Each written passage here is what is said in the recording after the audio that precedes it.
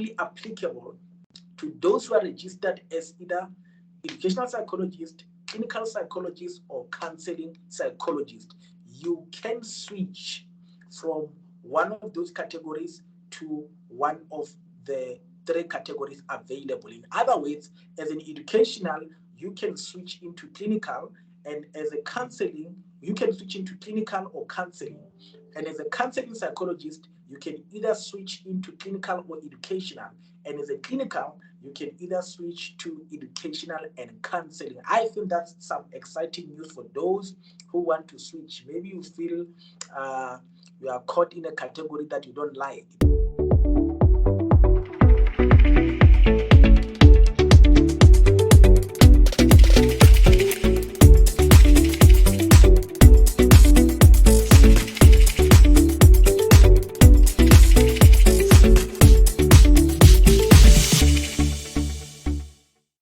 Friends, this is Dr. T and I welcome you. I'm so excited. I've got exciting news for every psychologist who has been registered as a psychologist before the year 2011. I've got some exciting news. I came across an email on my email from the HPCSA.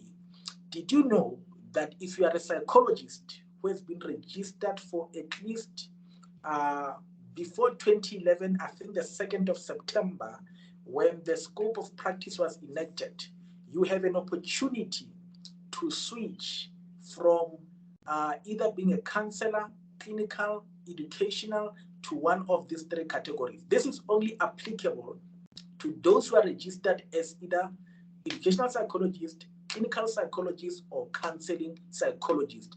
You can switch from one of those categories to one of the three categories available. In other words, as an educational, you can switch into clinical, and as a counseling, you can switch into clinical or counseling.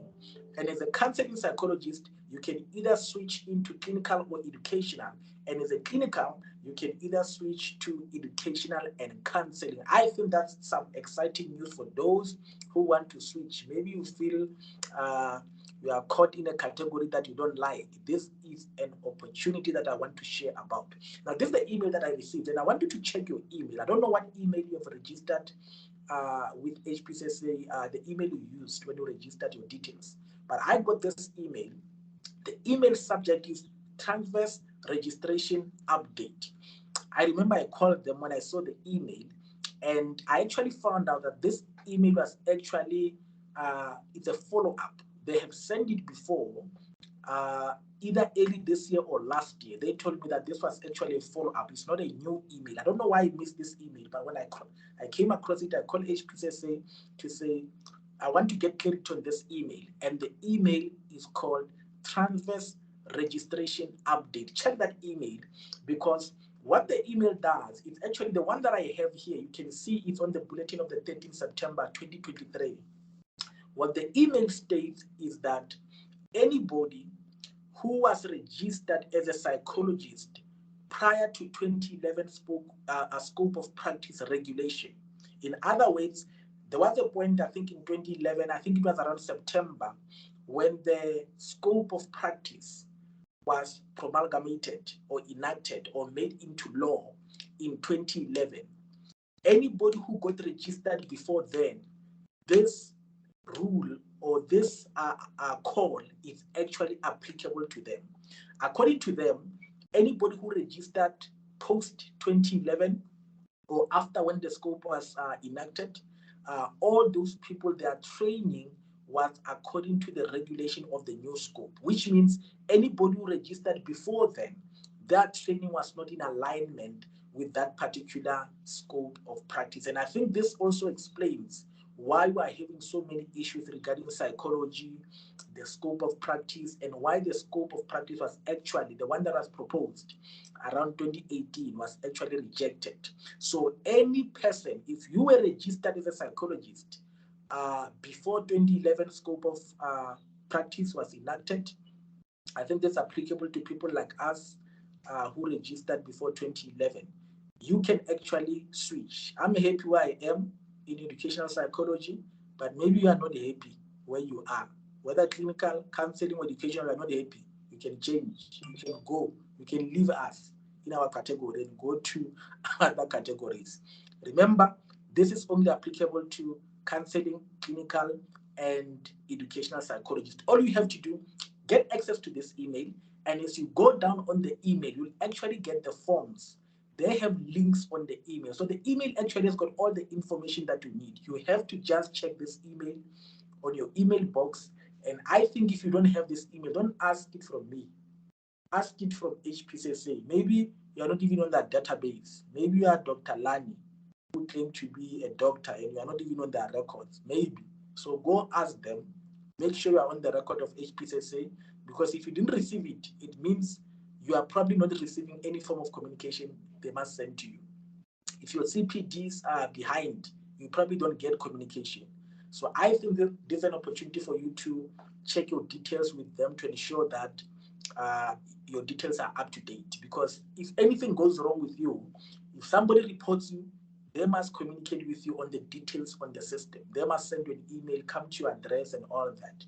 And if your CPD are not in order, or you have been picked for assessment, they're going to send you an email on the details you provided. So if you don't have this email, probably maybe they don't have your contacts or your email address. So make sure that you use the opportunity. Don't ask me, Dr. T, please share the email. Hey, I don't work at HPCSA. I'm not sharing emails here. I'm only showing you the email that is for me. You must get your email. You must get your email. Well, there are too many Dr. Lanis here in South Africa. Get people's emails. Get your own email. It must have your name on it. And then use that email to be able to communicate with the HPCSA. Now, when you go to the email, you will see the subject is a Transverse registration update. And then you go down, it will give you the information. One of the information that you will see there is that they want to make sure that your CPD are in order, your continuous professional development. In other words, let's say, for example, you were an educational and you claim that, or you want to apply to switch to clinical or counseling, your CPD or continuous professional development should align with the field that you want to register into. So they will want your CPD, they will want your CV that speaks to your work in that particular area. And they will also want proof of evidence. In other words, obviously, when you do your CPD is also some form of you provide a proof of evidence of your experience in that particular area. Now, this is the catch about this particular application. First, and then, the other thing, before I get into the catch, all you have to do is very simple. You get this form, there's a form that they provide. You'll see a link there.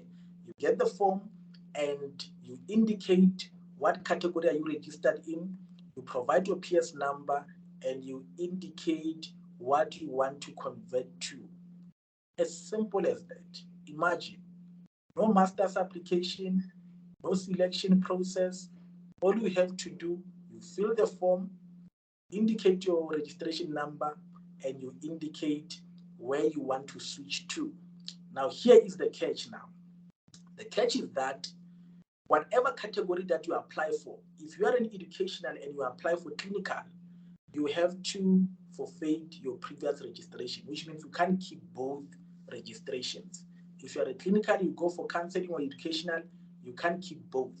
Whatever that you are converting to, the other one gets cancelled. So you are going to keep one professional registration category.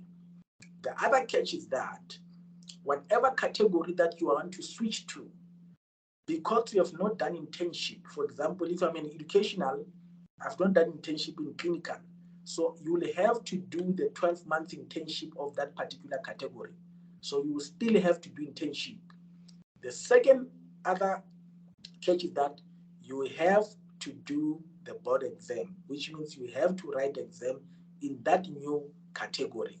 And remember, this is not a guarantee that when you apply, you are going to be accepted, which means your proof of evidence might come short of them approving it, but you have an opportunity to appeal if you are not happy with the outcome. You are going to have an opportunity to appeal. So make sure that you do this as soon as possible, because I think I mean, you need to make sure that your application is as comprehensive as possible. And the deadline to submit this is the 31st of December 2024. This, I mean, as I'm doing this video now, it's, I think around, it's October, which means you've got 12, you've got 13 months. You've got 14 months left to submit this. I know some of you are last minute people. You are going to wait next year, November, before you start to prepare. Start now, make your application, let them review it while it's still a bit quiet. Maybe few people are submitting. Make sure that you apply now if you want to change your category, and give them all the details that they need. I think there's an exciting news, exciting for people who want to change their category. Remember, this is only applicable to clinical psychologists, counseling psychologists, and educational psychologists. Only these three categories. I did not ask them why. If you want to ask them, you can ask them why these three categories. Mine was there. I was just happy that mine was there. So those who are in mine, who feel stuck, you can change. So if you want to know why yours is not there, contact them. But I get a sense maybe they were more aligned than others.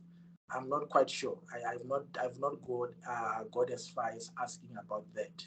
But the most important thing is that you have an opportunity, if you are registered as a counseling psychologist, clinical or educational, to change your category, provided you registered before the 2011 promulgation of that particular scope of practice. So before then, you have the opportunity to change your category. So all the best as you apply.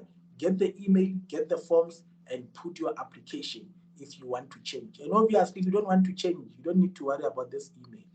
I know some people, hey, Dr. D, I don't want to change. What is the, no, if you don't want to change, leave the email alone. If you are like me, you are happy where you are, then leave the email alone. You don't need the email. Go and make sure that you update your details there. You don't need to get this email. People of God, please. So, yes, let me leave it there.